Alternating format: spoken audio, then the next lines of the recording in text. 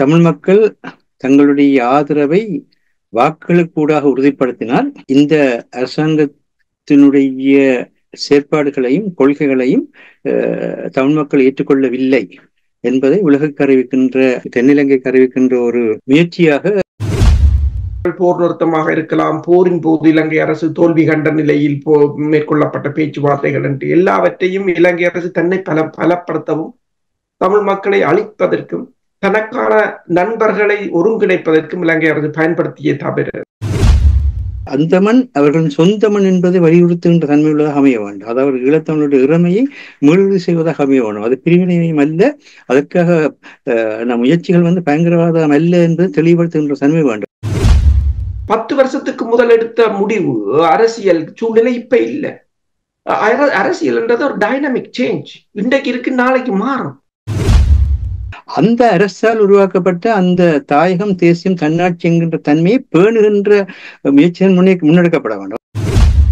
ஒரு சிங்களவனுக்கு வாக்களிச்சு போட்டு வந்து தேசியம் பற்றி கலைக்காத என்றால் உண்ட தமிழர் ஒரு வேறுபாடுகளை கலைந்து உண்ட ஒரு இனத்தையே ஏற்றுக்கொள்ள முடியாத நீ எல்லாம் என்னென்ன தேசியம் பேசி உங்களுக்கு விடுதலையை பெற்று தருவேன். பல அரசு தலைவர்களை கண்டு ஏமாற்றம் அடைந்த நிலையில் இன்னும் பேரம் பேசத்தான் போகின்றோமா? இங்கே அந்த பொதுக் கொள்கை உருவாகிறது.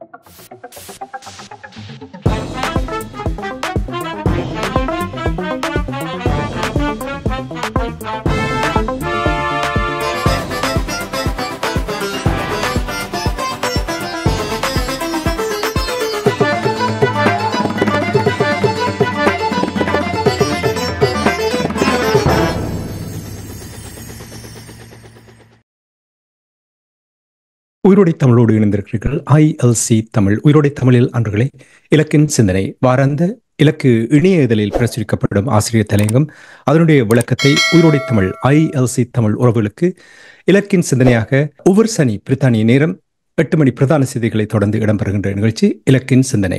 இந்த நிகழ்ச்சியில் எங்களோடு தமிழ் அறிஞர் மூத்த ஆய்வாளர் ஃபெட்மார் மாஸ்டர் அவர்களும் போரியல் ஆய்வாளர் அரசு அவர்களும் இணைந்து விளக்கத்தை தரும் நிகழ்ச்சியாக இது அமைகின்றது. கலையத்தில் இங்கே மாஸ்டர் இணைந்திருக்கின்றார், அரசு அவர்களும் இணைந்திருக்கிறார். வணக்கம் மாஸ்டர். வணக்கம் தனாஜானி. வணக்கம் அருஸ். வணக்கம் அரசு அவர்களே. வணக்கம் தனாஜானி. வணக்கம் மாஸ்டர். இன்றைய ஆசிரியர் தலையங்கம் ஈழத் தமிழர் இறமையை தேர்தல் மேடையில் மீள் உறுதி செய்யப்படும் அளவுக்கே பொது வேட்பாளர் ப. அரியநேத்திரன் தமிழ் தேசியத்தின் சின்னம் ஆவார். அரியநேத்திரன் தொடர்பாக கடந்த காலங்களில் அவருடைய செயல்பாடுகள் தொடர்பாக பேசப்பட்டதை நான் பார்த்திருக்கின்றேன். இது எவ்வாறு வலு சேர்க்கும்? கடந்த வாரம் மிக முக்கியமான மாற்றம் ஈழத்தமிழ் அரசியல் வரலாற்றில் 1976ஆம் ஆண்டுக்கு பின்னர் நிகழ்ந்திருக்கின்றது. 7 ஈழத்தமிழ் அரசியல் கட்சிகளும் 7 குடிசார் அமைப்புகளும் சேர்ந்து அதற்கு பின்னால் பல குடிசார் அமைப்புகளோட பக்கத்துணையோட கூட ஒரு பொது கட்டமைப்பை, தமிழ் தேசிய பொது கட்டமைப்பு உருவாக்கி இருக்கின்றார்கள். அந்த கட்டமைப்பின் சார்பாக தமிழரசு கட்சியினுடைய மத்திய குழு உறுப்பினரும் முன்னாள் மட்டக்களப்பு பாராளுமன்ற உறுப்பினருமான ப. அரியநேத்திரன் அவர்களை அறிவித்திருக்கின்றார். இந்த மாற்றமானது திரும்பவும் ஒரு பொது வழியில் தமிழ் அரசியல் கட்சிகள் பயணிப்பதற்கான ஒரு தொடக்க புள்ளியாக பார்க்கப்படுகின்றது. அந்த நிலை எடுக்கின்ற பொழுது அதனை உறுதி செய்யக்கூடிய முறையில் தான் ப. அரியநேத்திரன் அவர்கள் யாழ்ப்பாணத்தில் தந்த செல்வா கலைரங்கில் உரை நிகழ்த்தி இருக்கின்றார். அந்த உரையினுடைய விளக்கமாக தான் இந்த ஆசிரியர் தலையங்கம் அமைகின்றது. ஏனென்றால் அவருடைய பார்வையில் இதுதான் நாங்கள் இப்பொழுது தமிழ் தேசிய பொதுக்கட்டமைப்பினுடைய தமிழ் பொதுக்கட்டமைப்பு கூட கூறுகின்றார்கள். அந்த தமிழ் பொதுக்கட்டமைப்பினுடைய அந்த எதிர்காலம் அப்படி இருக்க போகின்றதை பார்க்கக்கூடிய இருக்கின்றது. அவர் கூறுகின்றால் தமிழ் தேசியத்தின் குறியாக மட்டுமே நான் இருப்பேன், இலங்கை சோசியலிச குடியரசின் தலைவராக வருவதற்காக நான் போட்டியிடவில்லை. தமிழ் தேசியமெனில் இனப்படுகொலை செய்யப்பட்ட இனமாக நாங்கள் இருக்கின்றோம், எங்களுக்கான உரிமை கிடைக்க வேண்டும் என்பதற்காக அனைத்து உலகத்துக்கும் தென்னிலங்கைக்கும் வலியுறுத்துகின்ற அடையாளமாக நான் இருப்பேன் என்று சொல்லி அவர் கூறியிருக்கின்றார். அது மட்டுமில்ல, இந்த செப்டம்பர் 22ஆம் தேதி வரைதான் இந்த பணி தொடர வேண்டும். அதன் பின்னர் மீளவும் தமிழ் பொதுக்கட்டமைப்பு தான் எதிர்காலத்தை எப்படிதான் முன்னெடுக்கிறதை பற்றி தீர்மானிக்கப்பட வேண்டும் என்றும் கூறியிருக்கின்றார். இதன் வழியாக இந்த இலங்கை அரசு தலைவர் தேர்தல் பொது மேடையை எவ்விதமாக ஈழத்தமிழர்கள் பயன்படுத்தலாம் என்கின்ற ஒரு கருத்தை தான் அவர் வெளியிட்டிருக்கின்றார். அந்த மாதிரியாக பார்க்கின்ற பொழுது தமிழ் மக்கள் தங்களுடைய ஆதரவை வாக்களுக்கூடாக உறுதிப்படுத்தினால் இந்த அரசாங்கத்தினுடைய செயற்பாடுகளையும் கொள்கைகளையும் தமிழ் மக்கள் ஏற்றுக்கொள்ளவில்லை என்பதை உலகுக்கு அறிவிக்கின்ற, தென்னிலங்கைக்கு அறிவிக்கின்ற ஒரு முயற்சியாக இந்த பொது வேட்பாளர் தன்மையை வெளிப்படுத்தியிருக்கிறார். அத்துடன் இன்று காலை யாழ்ப்பாணத்தில் அவர் அளித்த இன்னொரு பேட்டியில் 13வது திருத்தத்தை தான் எந்த வகையிலும் ஏற்றுக்கொள்ள மாட்டேன் என்றும், ஆனால் இது விடயமாக தனக்கும் பொதுக்கட்டமைப்பில் இருப்பவர்களுக்கும் இடையில் கூட கருத்து வேறுபாடு இருக்கின்றது என்றும், இதனை எதிர்வரும் வாரங்களில் தான் பொதுக்கட்டமைப்புடன் பேசி ஒரு பொதுக்கொள்கைக்குள் எல்லோரையும் கொண்டு வருவதன் மூலமாக ஒரு பொதுக்கொள்கை வெளியிட என்று கூறியிருக்கின்றார். அந்த பொதுக்கொள்கை தான் மிக முக்கியமான ஒன்றாக அமைய இருக்கின்றது. ஏனென்று சொன்னால் ஒரு பொதுக்கொள்கை என்பது 1975ஆம் ஆண்டில் தந்தை செல்வநாயகம் ஸ்ரீலங்கா பாராளுமன்றத்திலே பிரகடனப்படுத்திய தமிழர் தன்னாட்சிக்கான பிரகடனத்தையும், பிறகு 1976இல் வட்டுக்கோட்டை தீர்மானமாக தமிழ் அரசியல் கட்சிகளால் ஈழத்தமிழர்களுடைய கொள்கையாக மாற்றப்பட்டதையும், அதனுடைய அடிப்படையில் 1977 பொதுத் தேர்தலின் பின்னர் அது தமிழர்களுடைய அரசியல் கோட்பாடாக உலகத்துக்கு உறுதிப்படுத்தப்பட்டிருப்பதையும் கவனத்தில் எடுக்க வேண்டியதாக இருக்கின்றது. அந்த அரசியல் கோட்பாடு அந்த தமிழர்களுடைய இறைமையின் அடிப்படையிலான தன்னாட்சியின் தாயகத்தை பாதுகாப்பான அமைதியான வளர்ச்சிகளுடன் கூடிய ஒரு ஆட்சி முறைமைக்குள் கொண்டு வருவது என்பதை பற்றி தெளிவுபடுத்துவதும் அல்லாமல், அதனை ஜனநாயக வழிகளில் ஸ்ரீலங்கா ஏற்காவிட்டால் வேறு எந்த வழிகளிலும் அதனை நாங்கள் அடைவோம் என்று கூறியதான் 1972 இருந்து 1978 மட்டும் 6 ஆண்டுகள் ஒரு தேச நிர்மாண காலமாக, ஒரு நேஷன் பில்டிங் ப்ரோசஸ் காலமாக அமைந்து 1978ஆம் ஆண்டில் இந்த நடைமுறை அரசு என்று சொல்லப்படுகிற டிஃபெக்டோ ஸ்டேட் என்று சொல்லப்படுற நிலையை தமிழர்களுக்கு உருவாக்கியது. அந்த டிஃபெக்டோ ஸ்டேட்டில், அந்த நடைமுறை அரசில் தான் 37 ஆண்டுகள் சீருடை அணிந்த முப்படைகளுடனும் சட்டவாக்க, சட்ட அமுலாக்க, நிர்வாக கட்டமைப்புகளுடனும் தமிழ் மக்கள் தங்களுடைய உயிருக்கும் உடைமைகளுக்கும் நாளாந்த வாழ்வுக்கான பாதுகாப்பை, வளர்ச்சிகளை ஏற்படுத்தி வந்தார்கள் என்பது வரலாறு. ஆகவே அது திட்டமிட்ட முறையில் 2009ஆம் ஆண்டு முள்ளிவாய்க்கால் இணையமைப்பின் மூலமாக மீண்டும் ஸ்ரீலங்கா படைகளால் ஆக்கிரமிக்கப்பட்ட நிலையில் 2009ஆம் ஆண்டிலிருந்து இன்று மட்டும் 15 ஆண்டுகள் சென்றிருந்தாலும் கூட அந்த ஆக்கிரமிப்புக்குள், அதாவது 79ஆம் ஆண்டில் இருந்திருக்கின்ற பயங்கரவாத தடை சட்டம் இன்று பயங்கரவாத எதிர்ப்பு சட்டம் என்று ஒரு சிறிய பெயர் மாற்றத்துடன் அதே வடிவிலேயே செயற்பட்டுக் கொண்டிருக்கின்றது. 1983ஆம் ஆண்டில் கொண்டு வரப்பட்ட 6வது திருத்தம் இன்றைக்கும் தமிழ் மக்கள் சுதந்திரமாக தங்களுடைய கருத்துக்களை கூறுவதையோ அல்லது ஒன்று கூடுவதையோ, பேச்சு சுதந்திரம், எழுத்து சுதந்திரம் எல்லாவற்றையுமே தடை செய்து கொண்டிருக்கின்றது. இந்த சூழலுக்குள் தான் இப்பொழுது அரியன் நேத்திரன் அவர்கள் தன்னுடைய உரையை நிகழ்த்த வேண்டிய தேவை இருக்கின்ற காரணத்தால் அந்த உரையில் நாங்கள் எவ்விதமாக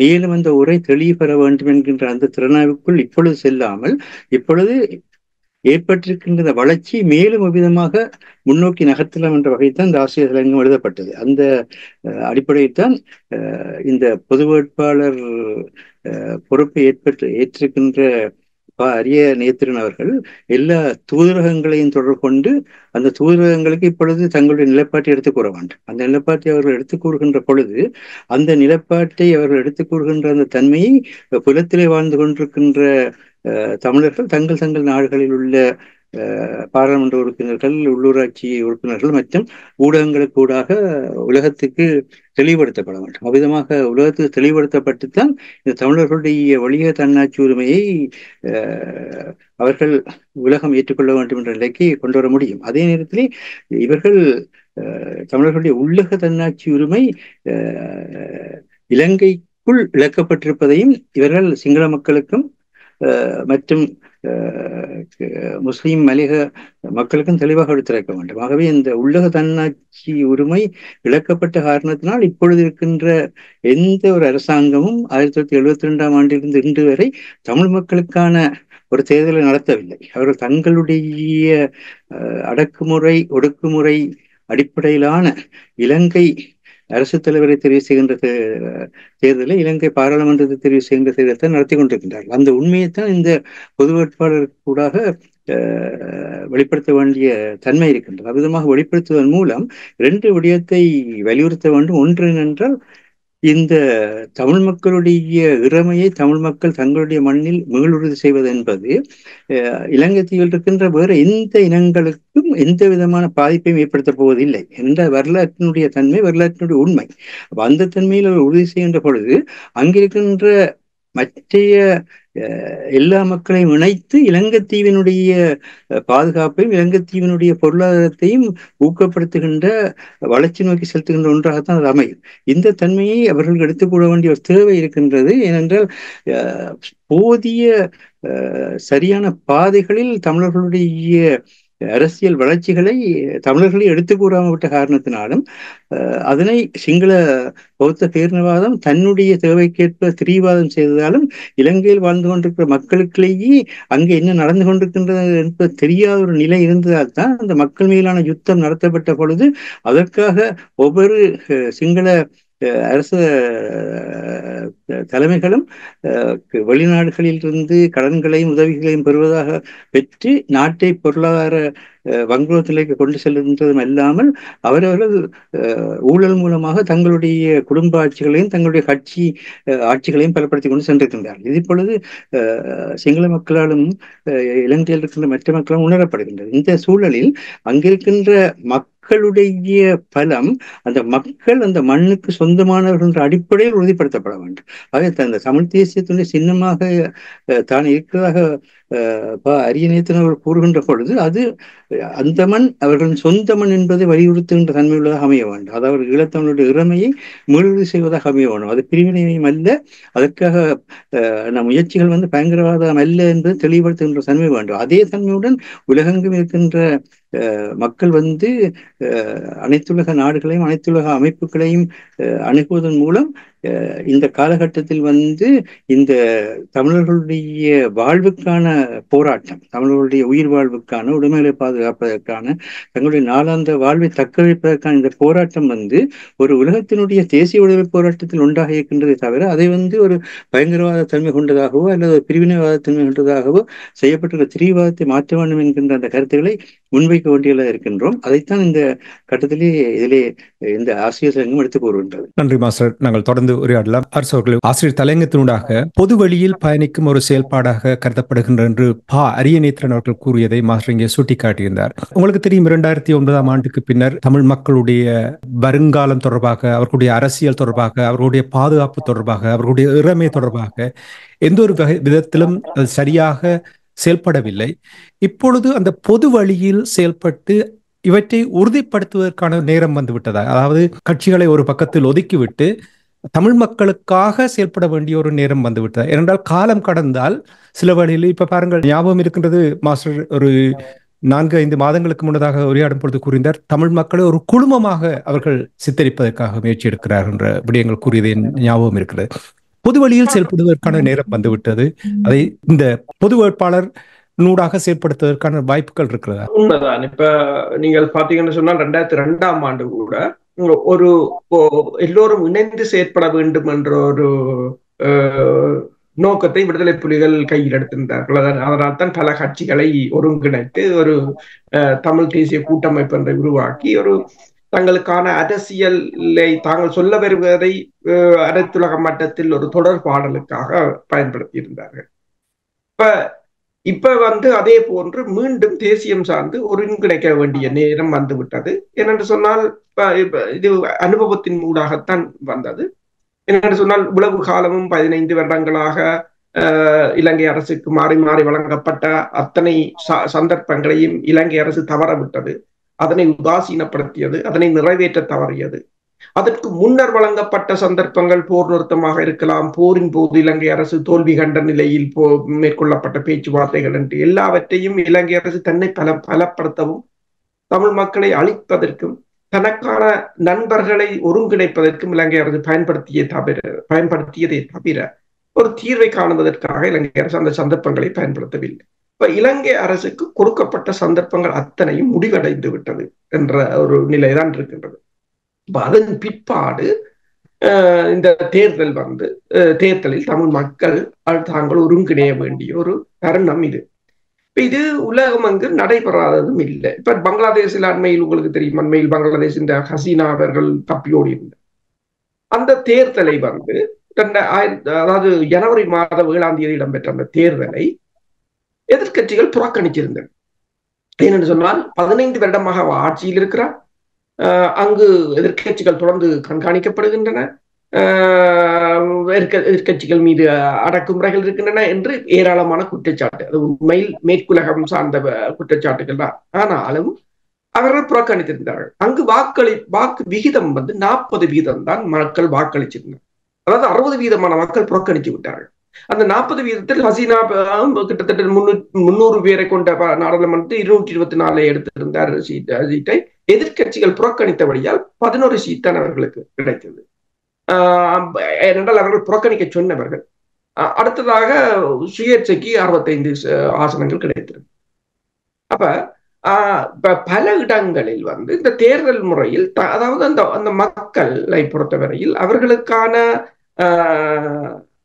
அவர்களுக்கான ஒரு அவர்களின் உரிமைகள் கிடைக்க இடத்திலோ அல்லது ஏமாற்றப்படும் இடத்திலோ அவர்கள் சுயமாக முடிவெடுக்கக்கூடிய அல்லது சுயமாக தங்கள் முடிவுகளை வெளிப்படுத்தக்கூடிய ஒரு வழியை அது எங்களுக்கு தருகின்றது. அதை நாங்கள் பயன்படுத்தாமல் விட்டது எங்கள் தவறாக இருக்கலாம் இவ்வளவு காலம். உதாரணம் பாருங்கள், நீங்கள் மணிப்பூர், அங்கும் தேர்தல் இடம்பெற்ற போது அவர்கள் அங்கு இடம்பெற்ற வன்முறைகளுக்கு அந்த நடைமுறை அரசு மேற்கொண்ட வன்முறைகளுக்கும் நடைமுறை அரசு மேற்கொண்ட அதாவது மனித உரிமை மீறல்களுக்கும் ஒரு தண்டனையாக அந்த தேர்தலை பயன்படுத்தியிருந்தார்.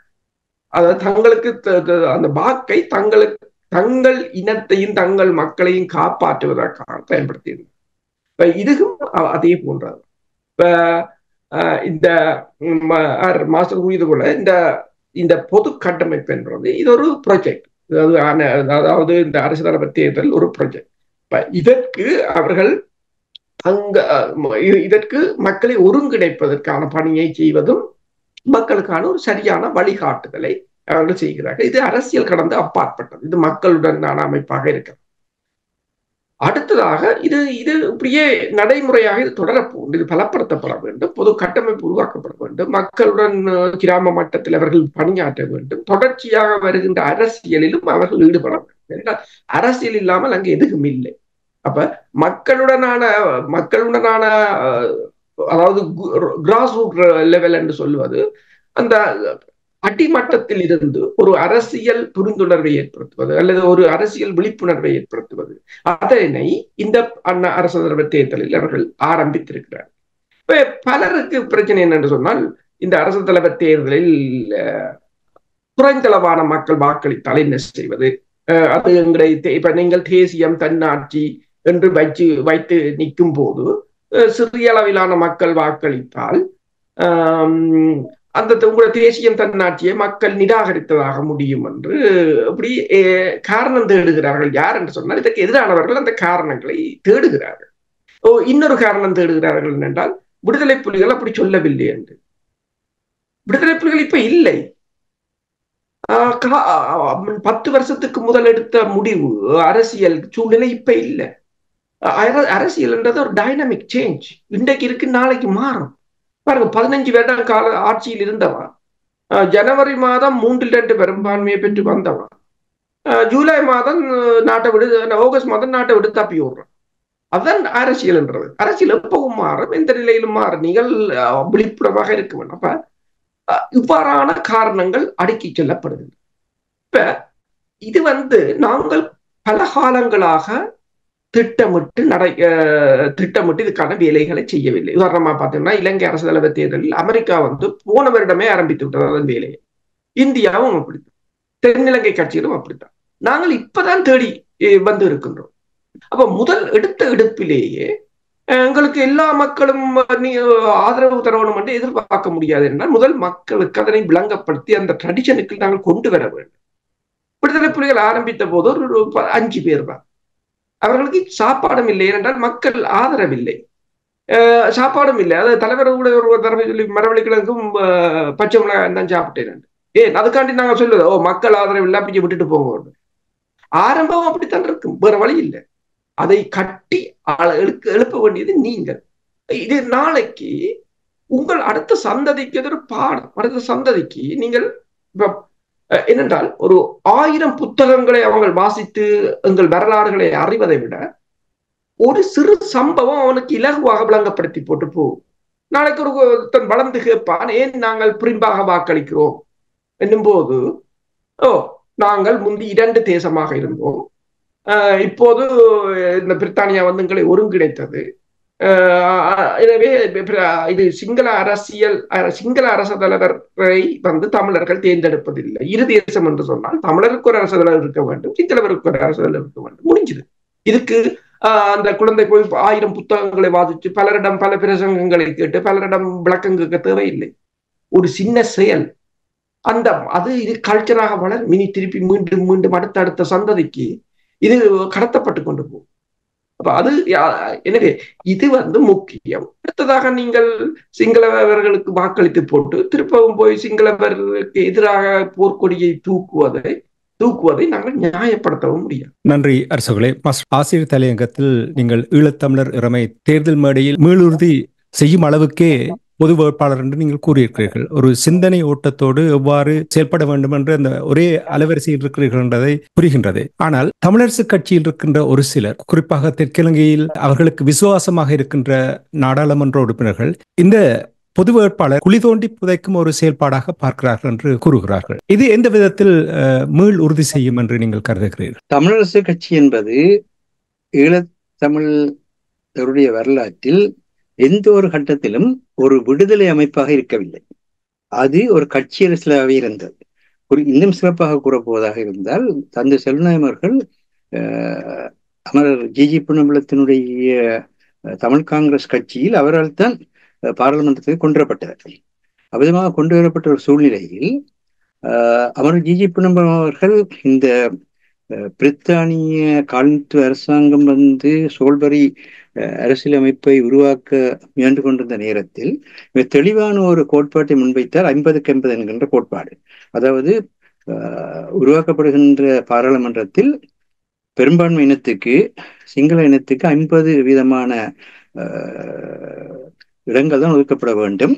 மிகுதியாக இருக்கிற 50% இடங்களும் இலங்கை தமிழர்கள், முஸ்லிம்கள், மலைய மக்கள் என்கின்ற தமிழ் பேசும் தன்மை கொண்ட மக்களுக்கான ஒரு தன்மையை ஏற்படுத்த வேண்டும் என்று அவ்விதமாக கூறியது. காரணம், அந்த சட்ட ஆக்கத்தில் சிங்கள பௌத்த பேரினவாதம் தனக்கான சட்ட ஆக்கங்களை செய்யாதவாறு தடை செய்கின்ற ஒரு தன்மையோடு அவர் சட்டத்தரணி என்ற முறையில் அதை மிக சிறப்பான முறையிலே முன்னெடுத்தார். ஆனால் அந்த நேரத்தில் ஒரு இன்னொரு அரசியல் கட்சியாக வளர்ச்சியடைகின்ற நோக்கில் இருந்த தந்தை செல்வநாயகம் அவர்கள் அதனை ஏற்றுக்கொள்ளவில்லை. அதற்கு பதிலாக அவர் வடக்கு கிழக்கை மையப்படுத்திய அவர்களுடைய யாழ்ப்பாண அரசினுடைய பின்னணியில் அங்கே இருக்கின்ற தமிழரசை நிறுவுகின்ற தமிழரசு கட்சி என்கின்ற அந்த கோட்பாட்டை முன்வைத்தார். ஆனால் அவ்விதமாக ஒரு தமிழரசு கட்சி என்ற கோட்பாட்டை முன்வைக்கின்ற பொழுது அகில இலங்கை தமிழரசு கட்சி என்று சொன்னார். அது வடக்கு கிழக்குக்கான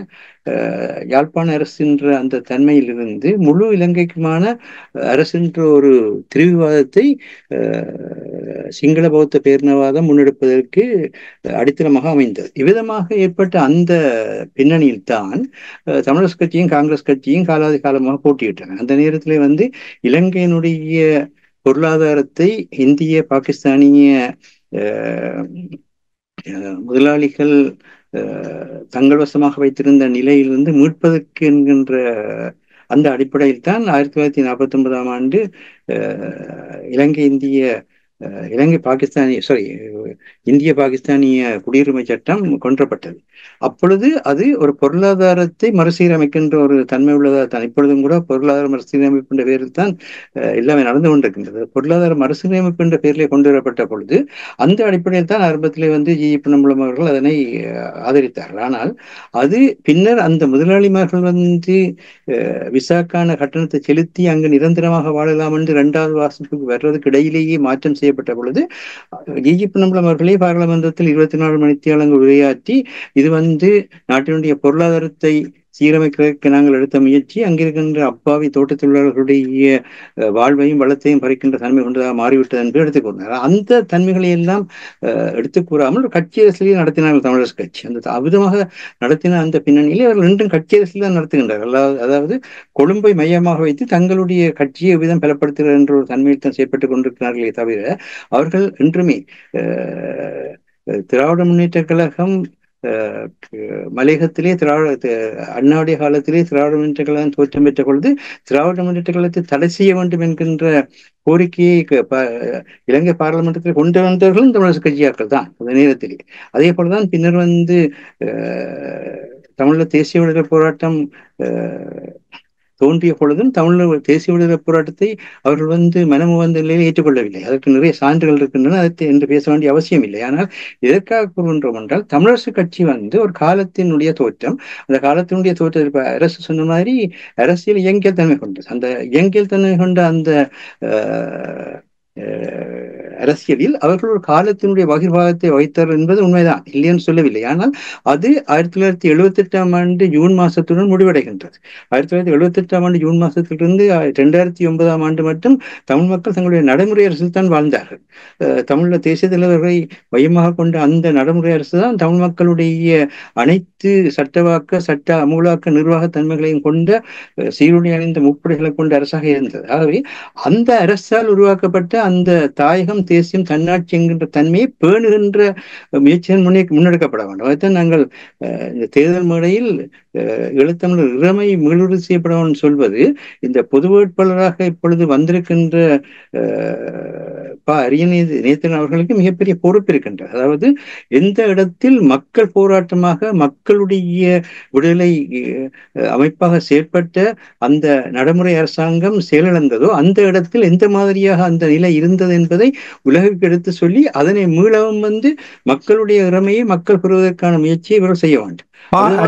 அவர்கள் இதை செயல்படுத்துவதற்கான அவரிடம் ஆளுமை இருக்கின்ற நீங்கள் கருதுகிறீர்களா? முதலில் அவர் தன்னளவில் உண்மையின் நேர்மையும் உள்ளவராக செயற்பட வேண்டும். அதனை இன்று காலை அவர் கொடுத்திருக்கின்ற செபி உறுதிப்படுத்துகின்றது. அவர் சொல்லியிருக்கிற 13வது திருத்தத்தை நான் எந்த வகையிலும் ஏற்றுக்கொள்ள மாட்டேன் என்று. அதே நேரத்திலேயே இந்த பொது கட்டமைப்புகள் கூட அதில் கருத்து முரண்பாடு இருக்கின்றது என்றும் அது குறித்து தாங்கள் பேசி அதற்கான ஒரு பொதுக் கொள்கை உருவாக்க வேண்டும் கூறியிருக்கிறார். ஆக அவர் 2004 மட்டக்களப்புடைய பாராளுமன்ற பிரதிநிதியாக இருந்தவர். அந்நேரத்திலே தேசிய தலைவர்களுடைய காலம் என்பதை நாங்கள் மறந்துவிடக்கூடாது. ஆகவே அவர்களுக்கு தெரியும் என்ன மாதிரியாக அந்த பிரச்சனையை அணுகிறது என்று. அதே நேரத்தில் அங்கு பயங்கரவாத தடை சட்டமும் அங்கு 6வது திருத்தமும் மக்கள் சுதந்திரமான முறையில பேசவோ எழுதவோ கருத்துக்களை வெளியிடவோ ஒன்று செய்ய முடியாத நிலை இருக்கின்றது என்பதும் தெரியும். ஆகவே இருக்கின்ற அந்த அதன் அரசு கூறுகின்ற தன்மை அந்த அரசியலில் ஏற்பட்டிருக்கின்ற அந்த இயங்கியல் மாற்றம், அந்த இயங்கியல் மாற்றத்துக்கு நின்று கொண்டுதான் நாங்கள் எங்களுடைய கொள்கையும் வலியுறுத்த வேண்டும். அந்த கொள்கை மிக தெளிவான கொள்கை. அதை புதிய ரத்தினதுரை அவர்கள் தமிழ்ல தேசிய விடுதலை போராட்டத்தினுடைய தலைமை கவிஞர் மிக 2 வரியில சொன்னார். இந்த மண் எங்களின் சொந்த மண், அவ்வளவுதான். அதில் வேற ஒன்றுமே இல்லை. உங்களுக்கு எதிராக வரையில் எங்களுக்கு எதிராக வரையில் வேறு நாட்டுக்கு எதிராக வரையில் ஒரு நாட்டுக்கு எதிராக இது இந்த மண் எங்களுடைய சொந்த மண். எங்களுடைய சொந்த மண்ணில நாங்கள் எங்களுடைய தேசியத்தோட எங்களுடைய தன்னாட்சியோட எங்களுக்கான பாதுகாப்பான அமைதியான வளர்ச்சியான வாழ்க்கையை எதிர்கொள்கிறோம். அதை நாங்கள் செய்வதற்கு நீங்கள் உதவியாக இருந்தால் நாங்கள் கூட்டாக இணைந்து செய்வோம். இல்லை என்று சொன்னால் நாங்கள் எங்களுடைய மண்ணை நாங்கள் பாதுகாக்கின்ற மண்மீட்பு போரை முன்னெடுப்போம் என்று அவர் சொன்னார். அந்த உண்மையை இவர்கள் சொல்கின்றதற்கான காலம் இது. அதை அவர் செய்வார் என்ற நம்பிக்கை இருக்கின்றது. அப்படி இல்லாவிட்டாலும் கூட அதை செய்வதற்கான அழுத்தத்தை ஏற்படுத்த வேண்டிய பொறுப்பு தான் இருக்கு. இங்கு இது எந்த ஒரு அரசியல் சார்ந்ததாக பார்க்க முடியாது. அங்க அந்த பொதுக்கட்டமைப்புல இருப்பவர்களே பல்வேறு அரசியல் சிந்தனைகள் இருக்கின்ற என்பது தெரியும். இதுதான் ஜனநாயகத்தினுடைய பிரச்சனை. ஜனநாயகத்திலே எத்தனை பல்வேறு சொன்ன விஷயம். அதாவது ஒரு நாட்டிலே என்ன பல்குழுவும் பால் செய்யும் உட்பகையும் தோன்றினால் அந்த நாடு வந்து வேந்தலைக்கும் கொலைகளை செய்கின்ற அளவுக்கு பிரச்சனையாக இருக்கும்னு திருக்குறளை கூறுவார். ஆகவே அந்த பல குழுக்களாக ஜனநாயகம் வந்து மக்களை பிரித்துவிடும். மக்களை பிரிக்கின்ற பொழுது மேலாதிக்க சக்திகள் ஒவ்வொன்றும், அது உள்நாட்டு மேலாதிக்க சக்தியாக இருந்தாலும் சரி, வெளிநாட்டு மேலாதிக்க சக்தியாக இருந்தாலும் சரி, அந்த பல்குழுக்களை ஒருவர் மோதுகின்ற ஒரு மோதல் களமாக மாற்றுவார்கள். அந்த மோதல் களமாக மாற்றி மக்களை செயலக்க வைத்துவிட்டு தாங்கள் மக்கள் மேலான மேலாண்மையை, குறிப்பாக பொருளாதார மேலாண்மையை நிறுவுவார்கள். இப்பொழுது ஸ்ரீலங்கா அரசாங்கம் எங்கள் மேலான பொருளாதார மேலாண்மையை தான் நிறுவி இருக்கிறது. அதாவது தான் இப்பொழுது ரணில் விக்ரமசிங்கே அவர்கள் யாழ்ப்பாணத்தில் வந்து அந்த மண்ணிலே நின்று கொண்டு மிக துணிவாக கூறுகின்ற சிங்களவர்களுக்கும் பௌத்தர்களுக்கும் தான் இந்த நாட்டிலே முக்கியத்துவம், முன்னுரிமை, அதில் எந்த மாற்றமும் இல்லை. அதற்குள் நான் இந்த மண்ணை வந்து பொருளாதார யுத்த பூமியாக மாற்றுவேன். யுத்தம் தான் செய்தவர் இப்பொழுது வந்து அரசியல் யுத்தத்தில் தங்களுக்கு கிடைத்த சாதகத்தன்மையை வைத்துக் கொண்டு பொருளாதார யுத்தத்துக்கூடாக மேலும் வந்து இறமை அளிக்கப் போறேன் என்பதை மிக தெளிவாக கூறுகின்றார். இந்த ஒரு சூழலில் அதற்காகத்தான் அவர் கூறினார், தன்னுடைய சில நண்பர்களுக்கு கூறினார், தமிழை போய் படியுங்கள், தமிழகத்தில் 1 ட்ரில்லியன் பொருளாதார வளம் இருக்கிறது, அங்கே போய் உழையுங்கள். அது மட்டுமில்லாமல் வெளிநாடுகளிலும் தமிழர்கள் இருக்கிறார்கள் பாருங்கள். அதான் நீங்கள் கூறுவது போல் அந்த நாட்டில் பெற்றிருக்கின்ற தொடர்ச்சியாக நடந்து கொண்டிருக்கின்ற பிரச்சனையை முடிவுக்கு கொண்டு வருவது நோக்கமில்லை, பொருளாதாரத்தினூடாக வளர்ப்பதுதான் அவருடைய நோக்கமாக இருக்கின்றது இல்லையா? அது ஒன்று. அடுத்த கட்டத்தில் இந்தியாவினுடைய கோட்பாடும் அதுதான். இந்தியா வந்து இன்றைக்கு வந்து எங்கள் பக்கத்தில் வந்து பௌத்த விகாரங்களை வந்து பிக்குகளும் படைகளும் சேர்ந்து மீளவும் புனரமைத்து நிலங்களை அபகரித்து சொல்கின்றார்கள் என்றால் இந்த ஆலோசனையை கொடுத்தது இந்தியா கூப்பிட்டு நாங்கள் பௌத்தத்தையும் இந்து மதத்தையும் 2 கண்களாக பேண போகின்றோம், நீங்கள் பௌத்தத்தை அங்கு வளர்ப்பதற்கான நிதியுதவிகளை அளிப்போம் என்று சொல்லி அளித்த வாக்குறுதியின் பேரில் தான் தொடங்கப்பட்டது. அவருடைய கருத்து என்னவென்று சொன்னால், நாங்கள் வந்து பொருளாதார இப்ப தமிழ்நாட்டில் கூட பொருளாதார தன்மைக்கு முக்கியத்துவம் கொடுக்கின்றோம் என்ற அடிப்படையில் தான் தமிழ்நாட்டினுடைய தன்னாட்சி உரிமை ஒடுக்கப்படுகின்றது என்பது அண்ணாவை கூறிய ஒரு கருத்து. அந்த அடிப்படையில் தான் இந்த எல்லா இடத்திலும் பொருளாதாரத்துக்கு நாங்கள் முக்கியத்துவம் கொடுக்கிறோம் என்ற பின்னணியில் தான் மக்களுடைய அடிப்படை உரிமைகள் மறுக்கப்படுவது வழக்கம். ஆகவே அவரை விடுவோம் என்றால் இதைத்தான் அவரிடத்திலிருந்து வேறு ஒன்றையும் எதிர்பார்க்க முடியாது. அவர் யாரோ அதை தெளிவாக அரியன் நேத்தன் அவர்கள் கூறியிருக்கின்றார்கள். இந்த தேர்தல் போட்டியிடுகின்ற சிங்கள ஜனாதிபதி வேட்பாளர்கள் எல்லோரும் அவர்கள் யார் என்பது எங்களுக்கு தெரியும். தமிழக விடுதலை புலிகளை அழித்தோம், கட்சிகளை பிரித்தோம், சரியா, நாங்கள் அதிலிருந்து மாற மாட்டோம் என்று அதே நிலையத்தான் பேசுகின்ற என்பதை சுட்டிக்காட்டியிருக்கிறார். ஆகவே அவர்களுக்கு வாக்களிப்பதன் மூலமாக எந்தவித பயனும் இல்லை என்பதை பற்றி அவர் கூறுகின்றார். அதே நேரத்தில் இன்னொரு விடயம், அதாவது எல்லோருக்கும் தெரிந்த விடயம், 1972ஆம் ஆண்டு வைகாசி மாதம் மே மாதம் 22ஆம் தேதியுடன் தமிழர்கள் வந்து அரசற்ற தேசியனமாக மாற்றப்பட்டார்கள் என்பது. அரசற்ற தேசியனமாக மாற்றப்பட்ட தமிழர்களின் மேல் அன்றிலிருந்து இன்று வரை ஸ்ரீலங்கா பாராளுமன்ற முறைமையில் அல்லது ஸ்ரீலங்கா ஜனாதிபதி முறைமையில் நடத்தப்படுகின்ற இந்த தேர்தலும் அவர்களுக்குரிய தேர்தலாக அமைய மாட்டாது. ஆனால் தமிழ் மக்கள் அதனை எதிர்த்து போராடுவதற்கான அந்த சக்தியை இந்த 1979ஆம் ஆண்டு பயங்கரவாத தடை சட்டத்தாலையும் 1983ஆம் ஆண்டு 6வது திருத்தத்தாலையும் ஸ்ரீலங்கா அரசாங்கம் வந்து தாயகத்தில் முற்றாக மறுத்திருக்கிறது. அந்த சூழ்நிலையில் அவர்கள் தமிழர்கள் ஒருங்கிணைப்பு குழுக்களாக சேர்ந்து போராடுகின்ற தன்மை தாயகத்தில் மட்டுமல்ல உலகெங்கும் தமிழர்களை பிரிவினவாதிகள் என்றும் பயங்கரவாதிகள் என்றும் தனது ஆதரவு நாடுகளுடன் சேர்ந்து ஏற்படுத்தி இருக்கின்ற அந்த முறைமை மூலமாக தடுத்திருக்கின்றது. இவ்விதமான சூழலில் அந்த போராட வேண்டிய, அந்த எடுத்துரைக்க வேண்டிய மக்கள் வெளியே வந்து செயற்படாதவாறு தடுக்கப்பட்டிருக்கின்றார்கள். இது நடைமுறை, இதில் எந்த விதமான ஒரு மறைப்பும் இல்லை. அப்படியான சூழலில் மற்ற மக்கள் வந்து இந்த தன்மையை கட்டுடைக்கிறதுக்கான மாற்று அரசியலை ஏற்படுத்தித்தான் அந்த மாற்று அரசியல் கூட தான் இந்த தன்மையை கட்டுடைக்கலாம். 15 வருடங்களாக கட்டுடைக்கப்பட முடியாமல் இருக்கின்ற ஒன்று. எப்பயும் பொழுது சொல்வார்கள், ஒரு இறுக்கமான படுமுடிச்சு விழுந்துட்டு என்று சொன்னால் அந்த படுமுடிச்சுக்கு எதிரான ஒரு படுமுடிச்சை மேலே நாங்கள் ஏற்படுத்தித்தான் இங்க எல்லோருமே அதிகமாக வந்து பள்ளிக்கூடங்களில் ஸ்கவுட்ஸில் இருந்தவர்கள். அதனால தெரியும், ஸ்கவுட்ஸில் அதைத்தான் சொல்லுவார்கள். அதாவது ஒரு படுமுடிச்சு விழுந்துட்டு இருந்தால் அந்த படுமுடிச்சை நாங்கள் மேலே உருக்கி மேலும் படுமுடிச்சாக்க முடியாது. அதற்கு பதிலாக அதற்கு எதிரான திசையில் அமைகின்ற படுமுடிச்சை மேலே போட வேண்டும். அந்த படுமுடிச்சை போடுவதன் மூலமாக தான் அந்த கட்டை தளர்த்தலாம். ஆகவே இன்றைக்கு உலகெங்கும் இருக்கின்ற இந்த தமிழ் மக்கள் பயங்கரவாதிகள், தமிழ் மக்கள் பிரிவினவாதிகள் என்ற இந்த அடிப்படையில் தமிழ் மக்களுடைய ஒருங்கிணைப்பு தடுக்கப்பட்டிருக்கின்ற நிலையை உடைப்பதற்கு இந்த பொது வேட்பாளர் முறையிலான ஒரு தன்மையின் தேவையாக இருக்கின்றது. அதே நேரத்தில் பகிஷ்கரிக்க விருப்பம் உள்ளவர்கள் பகிஷ்கரிங்கள், அதில் எந்த விதமான பிரச்சனையும் இல்லை. ஆனால் நீங்கள் பகிஷ்கரிக்கின்ற அதே நேரத்திலே அங்கே இருக்கின்ற குடியேற்றப்பட்டிருக்கின்ற சிங்கள குடியேற்றங்களும், அங்கு நிலப்படுத்தப்பட்டிருக்கின்ற படையணிகளும், அங்கே இருக்கின்ற மற்ற தமிழர் அல்லாத மக்களும், அதே நேரத்திலே தமிழ் தேசியத்துடன் முரண்பாடாக அங்கே வாழ்ந்து இருக்கின்ற மிகச்சிறிய கூட்டமும் இவர்கள் வாக்களிக்கத்தான் போகின்றார்கள். அந்த வாக்களிப்பை வைத்துக்கொண்டு இந்த தேர்தல் தமிழர் பக்கத்தில் நடந்ததுன்னு சொல்லத்தான் போகின்றார்கள். ஆகவே அது நீங்கள் பகிஷ்கரிக்க விரும்புவது நல்லபடியாக பகிஷ்கரியுங்கள். ஆனால் அந்த பகிஷ்கரிக்கிற வாக்கும் அளிக்கப்படுற வாக்கும் ஒன்றா சேருகின்ற பொழுதுதான் அவ்வளவு மக்களும் எதிராக இருந்தார்கள் என்ற உண்மை வெளிப்படும். ஆகவே எங்களுக்குள் நாங்கள் வந்து இந்த சில்லறை சண்டைகளுக்குள் நுழையாது எல்லா மக்களும் ஒரே நோக்கத்துடன் செயல்படுகின்றார்கள். வழிகள் மாறுபடுகின்றது. ஜனநாயகத்துக்குள்ளாக பயணிக்க வேண்டிய தேவை இருக்கின்றது. ஜனநாயகத்தில் எல்லோரையும் இணைத்து செல்ல வேண்டிய ஒரு தன்மை இருக்கின்றது.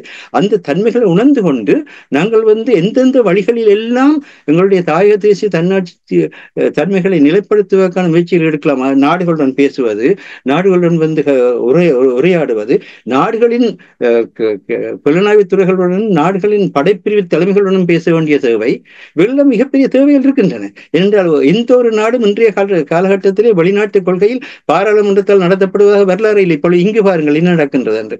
இவ்வளவு ஜனநாயக பாராளுமன்ற முறையுடைய தாய் என்று சொல்லப்பட்ட பிரித்தானியாவிலே ஒரு கட்சி பாராளுமன்ற ஆட்சியை ஏற்று ஒரு மாதம் முடிவதற்குள் இங்கு வந்து மிகப்பெரிய நிறமுள்ள மக்களுக்கு எதிரான மிகப்பெரிய போராட்டங்கள் தலைவி இருக்க பார்க்கிறோம். ஐரோப்பா முழுக்க இந்த தன்மை இருக்கின்றது. ஆகவே இன்றைய உலகில் மிகப்பெரிய இக்கட்டான அரசியல் சூழ்நிலை இருக்கின்றது. இது ஒரு பக்கம் இருக்க, மற்ற பக்கத்திலே உலக அணுவாயுத யுத்தம், மூன்றாவது உலக யுத்தம் இந்த நேரம் தோற்றம் பெறுவதற்குரிய முறையிலே இஸ்ரேலிய பலஸ்தீனிய பிரச்சனையும் இங்கே ரஷ்ய உக்ரைன் யுத்தமும் நடைபெற்றுக் கொண்டிருக்கின்றன. இந்த ஒரு காலகட்டத்தில் சர்வதேசத்து தன்மை தளம்பிக் கொண்டிருக்கிறது. சர்வதேசம் இன்று வந்து எந்த ஒரு நாட்டினுடைய பிரச்சனைகளும் நேரடியாக தலையிட்டு நீதியான, நேர்மையான, உண்மையான ஒரு தீர்வையும் கொண்டு வர முடியாது. இன்றைக்கு இஸ்ரேலுக்கு பற்றி இந்த அனைத்துலக நீதிக்கான நீதிமன்றத்தில் எத்தனையோ இன அழிப்புத்தான் என்ற நிலப்பாடுகள் தீர்ப்பாக வெளியிடப்பட்டது பொழுதிலும் கூட இஸ்ரேல் பிரதமர் கூறியவாறு செப்டம்பர் மாதம் மட்டும் நாங்கள் பலஸ்தீனிய விடுதலை இயக்கம் எல்லாத்தையும் அழிப்போம் என்ற தன்மையோடு அவர் செயற்பட்டுக் கொண்டுதான் இருக்கின்றார்கள். யாருமே தடுக்க முடியவில்லை. இதே நிலை இலங்கையில் ஏற்படலாம். இன்றைக்கு இருக்கின்ற நிலையில் வந்து மிகப்பெரிய ஆபத்து இருக்கின்றது. அப்ப அவ்விதமான தன்மையில் மக்களை ஒருங்கிணைக்க வேண்டிய தேவை இருக்கின்றது. மக்களை ஒருங்கிணைக்கின்ற தேவைக்காக இந்த தேர்தலை பயன்படுத்த வேண்டும் என்பது அந்த ஆசிய இலங்கத்தினுடைய கருத்தாக இருக்கின்றது. நன்றி மாஸ்டர். பொது வேட்பாளர் இனி புறக்கணிக்கின்ற என்றாலும் முடிவு ஒன்றுதான். புறக்கணிக்கருடைய நோக்கம் சிங்களவருக்கு வாக்களிக்க கூடாது என்பதுதான் அவர்களுடைய நோக்கம். இங்கே பொது வேட்பாளருடைய நோக்கமும் அதுதான். ஒரு தமிழ் ஒரு பிரதிநிதியை நிறுத்தி எங்களுடைய நிலைமையை நாங்கள் வெளிப்படுத்த வேண்டும் என்பதுதான் அவருடைய காரணம். அவர்களாக களம் தோன்றிவிட்டது. அதாவது ஜனநாயக போராட்ட களம் ஆரம்பமாகிவிட்டது. இப்பொழுது அந்த களத்தில் எப்படி நாங்கள் எங்களை நிலைநிறுத்துகின்ற முக்கியமே தவிர சிங்கள அரசியல் கட்சிகளை பாருங்கள், எல்லோரும் ஒன்றாக வருவார்கள். இன்னும் இப்ப 27 பேர் கட்டுப்படம் செலுத்தி இருக்கின்றார்கள். ஆனால் தேர்தல் நெருங்குகின்ற பொழுது பாருங்கள், இவர்கள் எத்தனை பேர் விட்டு விலகி அவர்களுடைய சிங்கள பௌத்த பேரினவாதத்துக்கு முன்னுரிமை கொடுக்கின்றார்கள். இருந்து பாருங்கள், நடக்கும் கட்டாயமாக. நன்றி பாஸ். கருத்து வேறுபாடுகள் என்று நீங்கள் இப்பொழுது கூறும்பொழுது நிச்சயமாக கருத்து வேறுபாடுகள் இருந்துதான் ஆக வேண்டும். கருத்து வேறுபாடுகள் இருந்தால்தான் அதிலிருந்து தெளிவை நாங்கள் கொண்டு வரலாம். என்னை பொறுத்த மட்டில் நீங்கள் கூறிய விடயத்தை வைத்து பார்க்கும் பொழுது கடந்த கால அரியநேத்திரன் அவர்களுடைய செயல்பாடுகளை பார்க்கும் பொழுது அவரிடம் ஒரு சரியான பார்வை இருக்கின்றது, சரியான ஒரு தமிழ் மக்கள் தொடர்பான சிந்தனை இருக்கின்றது என்பதை அவதானித்திருக்கின்றேன். எல்லாவற்றுக்கும் மேலாக வடக்கு கிழக்கு இணைப்பு இருக்கின்றது. எதை நாங்கள் வந்து எங்களுடைய உயிருக்கு மேலாக நேசிக்கின்றோமோ, அதாவது தாயகம் உரிமையானது தென் தமிழீழமும் எங்களுடன் இணைந்த ஒரு மிகப்பெரிய ஆற்றல் என்பதை அவருடைய இந்த பொது வேட்பாளர் தன்மை உலகுக்கு தெளிவுபடுத்தி இருக்கின்றது. அதோடு ஜனாதிபதி சட்டத்தரணி KV தவராசா அவர்களிடம் தெளிவான பார்வை இருக்கின்றது. இவர்களிடையே கூட்டு ஒற்றுமை இருக்கின்ற என்பதையும் கடந்த காலங்களில் நாங்கள் பார்த்திருக்கின்றோம். எனவே இதை ஒரு நாண்டிக்கிறேன் அரசவர்களை இப்ப உங்களிடம் வருகின்றேன். அதாவது அரியநேத்திரன் அவர்களுடைய இந்த பொது வேட்பாளருக்காக இறங்கி இருக்கின்ற இந்த நிலைமை, அவருடைய கருத்துக்கள் இப்ப மாஸ்டர் கூறியிருந்தார், தமிழரசு கட்சி காலத்தின் தோற்றமாக இருந்தது மாஸ்டர் கூறியிருந்தார். ஆனால் அவர்களில் சிலர் அந்த காலத்தின் தோற்றத்தில் அதன் பின்னர் வருகின்ற மாற்றத்தில் மாறுவதற்கு தயாராக இல்லை. ஆனால் ஜனாதிபதி சட்டத்தரணி KV தவராசா போன்றவர்கள், அரியநேத்திரன் போன்றவர்கள், அவர்களுடைய இந்த நல்ல சிந்தனை ஓட்டங்கள் இது தமிழ் அரசியல் பரப்பில், தமிழ் அரசியல் முதிர்ச்சியை வெளிப்படுத்துகின்ற ஒரு நேரமாக நீங்கள் பார்க்கிறீர்களா இங்கே இந்த பொது வேட்பாளர் தொடர்பாக நடக்கின்ற செயல்பாடுகளை பார்க்கும் பொழுது? உண்மைதான். என்று சொன்னால் இதில் பலருக்கு கன்ஃபியூஷன் வர மாதிரி தான் கேள்விகளை கேட்கிறார்கள், விவாதங்களை முன்வைக்கிறார்கள். விடுதலை புலிகள் அவ்வாறு சொல்லவில்லை என்று கூறுகிறார்கள். இவ்வாறு அதனை இல்லாது செய்வதற்கு காரணத்தை தேடுகிறார்கள். இது ஒரு சிம்பிள். இதுல நாங்கள் பல்கலைக்கழகங்களுக்கு போய் இதை ஆய்வு செய்து இதுக்கு விளக்கம் கேட்க தேவையில்லை. நீ சிங்களவனுக்கு வாக்களிக்கிறியா, தமிழனுக்கு வாக்களிக்கிறியா, அவ்வளவுதான். இதுல நீங்கள் முடிவெடுக்க வேண்டியதுதான்.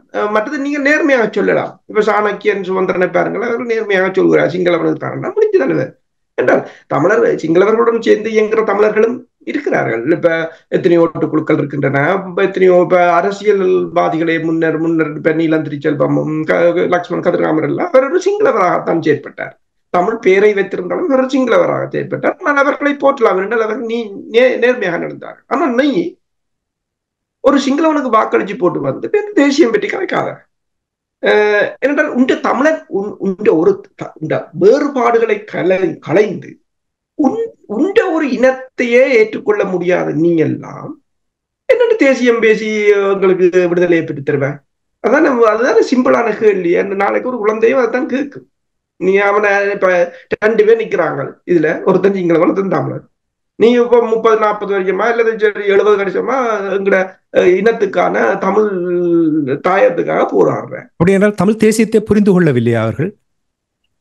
அதுதான் தமிழ் தேசியத்தை புரிந்து கொள்ளவில்லை என்பதை விட ஏமாத்துறாங்க. ஏமாத்துறாங்க. புரிஞ்சிருந்தால் தானே தமிழ் தேசியம் அவர்களோட நெஞ்சில இருந்தால் தானே. அது என்னென்று சொன்னால் இப்ப சில பேர் அரியநேந்திரன் மீது கூட விமர்சனத்தை வைக்கிறார்கள். அப்ப இன்னொரு சாரர் என்னிடம் கேட்டார்கள், இந்த பொது வேட்பாளரோடு நிக்கிற குழு ஒரு முன்னர் தேசியத்துக்கு எதிராக செயற்பட்ட குழுவினர் அப்படி இப்படி. அப்ப நான் சொன்னேன், நீ அதை செய்திருந்தா ஏன் நான் வர போறான்? இப்ப என்னிடம் ஒருத்தர் கேட்டார், ஒரு போராளி தான். அவர் கிட்டத்தட்ட 23 வருடம் இருந்தவர், கிழக்கு மாநிலத்தை சேர்ந்தவர். 9 தடவை காயப்பட்டதும் அப்ப அவர் சொல்லுவார், 9 தடவையும் வடக்கில் தான் நான் காயப்பட்டேன். அப்ப அவரை ஒரு புத்தக வெளியீட்டுக்கு கூப்பிட்டாக்க அப்ப சொன்னார், என்னட்ட தனக்கு போக விருப்பம் இல்லை. நான் கூறினேன், நீங்கள் தகுதியானவர்கள் கிடைக்கிற சந்தர்ப்பத்தை நீங்கள் விட்டு விலகைக்க ஒரு தகுதி இல்லாதவன் அதை நிரப்பிடுறான். அதற்கு பிறகு வெளியில நின்று கொண்டு அவன் அதை செய்யல இதை செய்யல கூவதால் இந்த பிரயோஜனம் இல்லை. உங்களுக்கு தகுதி இருந்தால் நீங்கள் போகுங்கள், அந்த இடத்தை நீங்கள் எடுத்து அதிலிருந்து நீங்கள் உங்களால் செய்யக்கூடிய சேவையை நீங்கள் செய்யுங்கள். அப்ப இதில் நிக்கிற குழுவினர் அப்படி இப்படி என்ன நீங்கள் விமர்சனம் செய்வீர்கள் என்று சொன்னால் நீங்கள் என்ன செய்வீர்கள்? நீங்கள் என்ன செய்ய போறீர்கள்? அப்ப நான் கேட்டது ஒரே ஒரு கேள்விதான். இப்ப இதுல 2 சாய்ஸ், இதுல வேற வழி இல்லை. ஜேசனோ நீ தமிழனுக்கு வாக்களிக்க போறியா, சிங்களவனுக்கு வாக்களிக்க போறியா? முடிஞ்சது. அதுக்கு பிறகு என்னட்ட வராதவங்க தேசியம் காய்ச்சிக்கொண்டு இனிமேல் நீங்கள் இவ்வளவு சிங்கள. அப்ப மௌனமாக இருந்தாலும் அதுக்கு புதுவரத்தினதுரை என்ன கிளீனா சொல்லிட்டார், உண்மைக்கு முன்னால் நடுநிலைமை இல்லை. நீ தமிழனுக்கு வாக்களிக்க கள்ள மௌனமாக இருந்து போட்டு யாருக்கும் வாக்களிக்க வேண்டாம் என்றால் அது என்ன? உதாரணமாக சிங்களவனுக்கு அதான் சரி. இப்ப உதாரணமா பாருங்கள், பல அமைப்புகள் கூட நாடு கடந்த அரசாங்கம் கூறியிருக்கிறது பொது வேட்பாளரை ஆதரியுங்கள் என்று அறிக்கை வெளியிட்டிருக்கிறார். ஏனைய அமைப்புகள் இதுவரையில் எந்த அறிக்கையும் புலம்பெயர் அமைப்புகள் வெளியிட்டதாக இல்லை. சில வேளை நான் பார்க்க தவறி இருக்கலாம். உங்களுக்கு தெரிந்தால் நீங்கள் சொல்லுங்கள். நான் இன்று வரையும் காணவில்லை. இந்த அமைப்புகள் தாயகத்தில் இருக்கின்ற அரசியலுக்காக உருவாக்கப்பட்டவை. இப்ப இங்க இருக்கிற அமைப்புகள் என்ன, பிரித்தானியாவில் நாங்கள் நாடு கேட்டு பிரிஞ்சிருக்க போறோம், அல்லது பிரித்தானியாவில் எங்களுக்கு அரசியல் ஒடுக்குமுறை நடக்குது அமைப்புகளை தொடங்கி வச்சுட்டு இருக்கிறோம் இல்லையே. இது அத்தனையும் தாயகத்தில் இருக்கிற மக்களுக்கான விடுதலையை பெற்றுக் கொடுப்பார். அப்ப அந்த அரசியலில் நீங்கள் காத்திரமான பங்களிப்பை வழங்க வேண்டும். நீங்கள் அந்த சிட்டிங் டாக்குன்னு சொல்றது, அதாவது ஒரு ஜடங்களாக இருந்துட்டு போக முடியாது. நீங்கள் ஏதாவது ஒன்றை செய்யவும். ஆனால் இன்று வரையிலும் இந்த அமைப்புகள் வாயை திறக்காமல் இருப்பது காரணம் என்னென்றால், உண்ட தமிழ் வேட்பாளரையே நீ அதனை ஆதரிப்பதற்கு விருப்பமில்லை. அப்ப பொய்யாகத்தானே செய்கிறீங்கள், பொய்யாகத்தான் நடக்கிறீர்கள், போலியாகத்தான் நீங்கள் இருக்கிறீர்கள் என்னும் போது இப்ப அந்த பெரிய மனிதரே எத்தனையோ, அதாவது அவரை தேசிய தலைவரை கொல்ல திரிந்தவங்களே பிஸ்டலுடன், ஏன் சிவராமும் அப்படித்தான் அரவணைத்துக் கொண்டார். தேசியத்து எங்களுக்கு ஒரு நன்மை நடக்க போகுது என்னும் போது அவர் சிங்களவர்களுக்கு கூட அந்த மனுஷர் கையை நீட்டி இருக்கிறார். இப்ப விக்ரமா கருணாநாதனா இப்போது இறந்தார். அவர் தமிழர் இல்ல, சிங்களவர். ஆனாலும் அவர் ஒரு மனிதர். அப்ப உங்களுக்கு என்னென்றால், இப்ப நீங்கள் அரியன் என்ற குறப்பிடிக்கிறீர்கள், நிற்கிறவர்களை குறப்பிடிக்கிறீர்கள் என்றால் நீங்கள் ஆனால் ஒன்று மட்டும், இந்த பொது வேட்பாளரை கொண்டு வந்தது இன்னொரு விடயம், 2 நன்மைகள் எங்களுக்கு. ஒன்று, எங்கள் நாட்டுக்கான ஒரு அரச தலைவரை தமிழர்கள் ஒரு அணியில் நிற்கிறார்கள் என்றதை காட்டுது. 2வது, இந்த போலிகளை இனம் காட்டுகின்றது, இவர்கள் தான் என்று. அப்ப இது இலகுவானது. நாளைக்கு இந்த அமைப்புகள் யாரும் இங்க தேசியம் கதைச்சு கொண்டு செல்வார்களாக இருந்தால் மக்கள் நீங்கள் முடிவெடுத்துக் கொள்ளும். உங்கள் குழந்தைகளை என்னென்றால், நான் என்ற அடுத்த சந்ததியை தான் நான் கூறுகிறேன், உங்கள் குழந்தைகளை நீங்கள் பாதுகாத்துக் கொள்ளுங்கள். இப்படி போலியான அமைப்புகளுடன் நினைத்து விட்டு நாளைக்கு அவங்களுக்கு அரசியலும் தெரியாது, பூகோள அரசியலும் அடுத்தது தெரியாது. இப்ப அமெரிக்காவும் இந்தியாவையும் ஒன்றா ஜெயிக்க போறோம் என்று சொல்லி திரிகிறாங்க. கனடாக்காரன் சொல்லியிருக்கிறான், இந்தியா என்ற தேசிய பாதுகாப்புக்கு ஆபத்தான. இன்றைக்கு பங்களாதேசத்திலேயும் பாகிஸ்தானையும் இந்தியாவையிலும் இலங்கையிலும் இடம்பெற்ற ஆட்சி மாற்றம் இந்தியாவுக்கு எதிரானது. அப்ப இதுக்குள்ள நாங்கள் உங்களோட பிள்ளைகளையும் குழந்தைகளையும் கொண்டு தவறாக வழி நடத்தி நாளைக்கு கொண்டு போய் கோர்ட் கேஸ் என்று நிறுத்தாமல் அரசியல் தெளிவாக இருக்கிற அமைப்புகளை இனம் காண்றதுக்கும் ஒரு ஆசிட் டெஸ்ட் என்று கூறலாம். சிறப்பு சிறப்பு. நாங்கள் மாஸ்டர் நிகழ்ச்சி என்று கொண்டு வரப்போம். மிகவும் சுருக்கமாக ஒரு கேள்வி உங்களிடம். அதாவது நீங்கள் கூறினீர்கள் தமிழர்களுக்கான பொது கொள்கை தேவை என்ற விடயத்தை அரியநேத்திரன் அவர்கள் கூறியதாக நீங்கள் கூறினீர்கள். எனக்கு நல்ல ஞாபகம் இருக்கிறது, ஜனாதிபதி சட்டத்தரணி KV தவராசா அவர்களுடன் நான் ஒரு 9-10 மாதங்களுக்கு முன்னதாக உரையாடும் பொழுது அவரும் இதை வலியுறுத்தியிருந்தார். இப்பொழுது ஏற்பட்டிருக்கின்ற இந்த பொது வேட்பாளர் பொது கட்டமைப்பு அதற்கு வழிவகுக்கும் என்று நம்புகிறீர்கள்? வழிவகுத்தால் அது முக்கியமாக கொண்டு வருவது இவ்வளவு முக்கியம் என்று நீங்கள் நம்புகிறீர்கள்? சுருக்கமாக. அரியநேத்திரன் அவர்களுடைய ஒரு வரியில் இதற்கான விடை இருக்கின்றது. அவர் மிக தெளிவாக சொல்கின்றார், தமிழ் தேசிய இனத்தின் விடிவுக்காக பல லட்சம் மக்களையும் போராளிகளையும் இழந்துள்ள நாம், இதான் விட அல்ல, லட்சம் மக்களையும் போராளிகளையும் இழந்துள்ள நாம். அப்ப நாம் யார் என்பதை அவர் சொல்கின்றார். ஒரு பாதிக்கப்பட்ட இனத்தினுடைய பிரதிநிதியாக, ஒரு தன்னுடைய இறமையை மீளுறுதி செய்கின்ற மக்களுடைய பிரதிநிதியாக நிற்கின்றேன் என்பதை கூறுகின்றார். கூறிவிட்டு அடுத்த ஒரு விஷயத்தையும் சொல்கின்றார். இந்நிலையில் பல அரசு தலைவர்களை கண்டு ஏமாற்றம் அடைந்த நிலையில் இன்னும் பேரம் பேசத்தான் போகின்றோமா? இங்கே அந்த பொதுக் கொள்கை உருவாகிறது. அதாவது இந்த பேரம் பேசுகின்ற இந்த தன்மையிலிருந்து விடுபட்டு எங்களுக்கான இயங்கியல் தன்மையான அரசியல் கொள்கையை நாங்கள் உருவாக்க வேண்டும். அந்த அரசியல் கொள்கை இந்த தப்பி வாழ்ற பொறிமுறை, அதாவது சர்வைவல் மெக்கானிசம் என்கின்ற ஒன்று அங்கே இருக்கின்றது.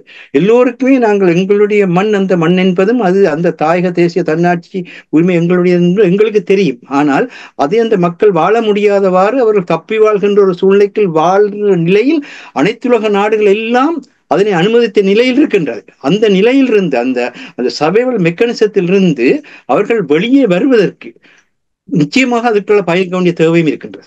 நாங்கள் பயிர்க்கின்ற பொழுது எங்களுடைய கொள்கையினுடைய தெளிவை வெளிப்படுத்துகின்றோம், அது நல்ல விடயம். ஆனால் எல்லா உலக நாடுகளும் என்ன சொல்கின்றன?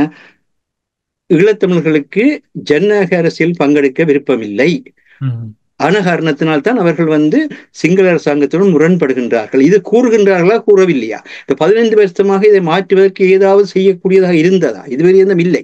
இந்த சூழலில் அந்த மக்களே கூறுகின்றார்கள், நாங்கள் ஜனநாயக அரசியலும் பங்கெடுக்கின்றோம், ஆனால் அந்த ஜனநாயக அரசியல் எங்களுக்கு வேட்பாளராக வருபவர்கள் எவர்கள் எங்களுடைய பிள்ளைகளையும் எங்களுடைய மக்களையும் 2 கைகளையும் தூக்கி கொண்டு நிர்வாணமாக பிள்ளைக்கு முன்னால, பிள்ளை தந்தைக்கு முன்னால, இளையவர்கள் முதியவர்களுக்கு முன்னால, முதியவர்கள் இளையவர்களுக்கு முன்னால நிர்வாணமாக வாங்கல் என்று நிர்வாணப்படுத்திச்சதோ, எந்த சிங்கள தலைமைகள் எங்களுடைய 1,76,000 பேருக்கு மேற்பட்ட மக்களை இனப்படுகொலை செய்து அதுதான் தன்னுடைய அரசியல் என்று உலகத்துக்கு வெளிப்படுத்தி கொண்டு நிற்கின்றதோ, அந்த வேட்பாளர்கள் அங்கே வருகின்றார்கள். இவர்கள் அறகலிய போராட்டக்காரர்களை தவிர மிச்ச எல்லாருமே இந்த நேரத்திலே அங்கு பங்கெடுத்தவர்கள். ஆக இந்த சூழ்நிலையில் எவ்விதமாக நீங்கள் உங்களை நாங்கள் ஏற்றுக்கொள்ள மாட்டோம் என்று மக்கள் தெரிவிக்க வேண்டிய ஒரு நிலையும் பெறுகின்றது. அதுதான் இப்போ இந்த பொதுக்கொள்கை என்பது அதுதான். அதாவது பேரம் பேசிய அரசியல் போதும், இயங்கியல் அரசியலுக்கு வருவோம். இயங்கியல் அரசியல் வருகின்ற பொழுது நாங்கள் தேச நிர்மாணத்தை செய்ய வேண்டி வரும். அந்த நேஷன் பில்டிங் ப்ரோசஸ் என்று வருகின்ற பொழுது எல்லா இடத்துல இருக்கின்ற தமிழர்களையும் அவர்களுடைய துறைசார் நிலைகளிலும், அவர்களுடைய பொருளாதார வளம் சார் நிலைகளிலும், அவர்களுடைய புத்திஜீவித்தனத்திலும், அவர்களுடைய உண்மையான நேர்மையான மண்ணுக்காக உழைக்கின்ற அந்த உறுதியின் அடிப்படையில் இணைப்போம் என்கின்ற அடிப்படையில் தான் அந்த பொதுக்கொள்கை உருவாக்கப்பட வேண்டும் என்பதுதான் எல்லோருடைய விருப்பமாக இருக்கின்றது. அற்புதமான விளக்கத்தை தந்ததற்காக நன்றி மாஸ்டர். இங்கே பொது கட்டமைப்பு, பொது வேட்பாளர் ஒரு ஆரோக்கியமான விடயமாக தமிழர் அரசியல் பரப்பில் கடந்த 15 ஆண்டுகளுக்கு இது ஒரு முக்கியமான ஒரு செயல்பாடாக நான் பார்க்கிறேன். இதுவரையில் தூங்கிக் கொண்டிருந்த ஒரு நிலைமையைத்தான் பார்த்தேன். சுய லாபத்துக்காக, கட்சி லாபத்துக்காக செயல்பட்ட நிலைமைகளைத்தான் பார்த்தோம். ஆனால் இங்கே ஒரு 7 கட்சிகள் சேர்ந்து, குடிசார் அமைப்புகள் சேர்ந்து இவற்றை செயல்படுத்துகிறார்கள் என்றால் ஆரோக்கியமான ஒரு அரசியல் முதிர்ச்சி வருவதை, மெதுமெதுவாக வருவதை அவதானிக்கக்கூடியதாக இருக்கின்றது. இதிலிருந்து சரியான பாதையில் நகர்ந்து செல்வதற்கு இவர்கள் பயணிக்க வேண்டும் என்ற நேரத்தில் கேட்டுக்கொண்டு இன்றைய இலக்கின் சிந்தனை நிகழ்ச்சியை இத்தோடு நிறைவு கொண்டு வருகின்றோம். நிகழ்ச்சியில் பங்கெடுத்த மூத்த ஆய்வாளர் தமிழ் அறிஞர் பெற்றுமார் மாஸ்டர் அவர்களுக்கும், போரியல் ஆய்வாளர் அரசு அவர்களுக்கும் நன்றியை கூறிக்கொண்டு தனாஞானி இந்த நிகழ்ச்சியை நிறைவுக்கு கொண்டு வருகின்றேன். நன்றி, வணக்கம் மாஸ்டர். நன்றி, வணக்கம். நன்றி, வணக்கம்.